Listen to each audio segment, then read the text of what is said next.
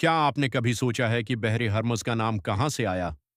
کیا یہ واقعی ایک فارسی کمانڈر ہرمز کے نام پر رکھا گیا تھا جسے حضرت خالد بن ولید رضی اللہ عنہ نے قتل کیا؟ آئیے اس دلچسپ سوال کی حقیقت جانتے ہیں۔ اسلام کے ابتدائی دور میں حضرت خالد بن ولید رضی اللہ عنہ نے فارس کے خلاف کئی اہم جنگیں لڑیں۔ انہی میں ایک مقابلہ ایک فارسی کمانڈر ہرمز کے ساتھ بھی ہوا جسے ایک سخت جنگ کے بعد شکست ہوئی۔ یہ واقعہ تاریخ میں ضرور ملتا ہے، لیکن کیا اسی وجہ سے بحر ہرمز کا نام رکھا گیا؟ حقیقت کچھ اور ہے۔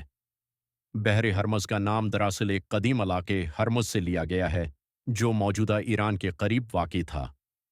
یہ علاقہ صدیوں پہلے ایک اہم تجارتی مرکز تھا جہاں سے دنیا بھر کے تاجر گزرتے تھے۔ اس کے علاوہ ہرمز کا تعلق قدیم فارسی مذہب سے بھی جوڑا جاتا ہے، خاص طور پر اہورا مزداں سے، جو زرتشتی عقیدے میں ایک اہم ہستی ہیں۔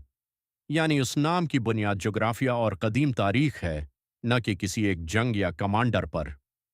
لہٰذا یہ کہنا کہ بحر ہرمز کا نام ایک فارسی جنرل کے نام پر رکھا گیا درست نہیں ہے۔ ہاں، ہرمز ایک حقیقی کمانڈر تھا، لیکن اس کا بحر ہرمز کے نام سے کوئی براہ راست تعلق ثابت نہیں ہوتا۔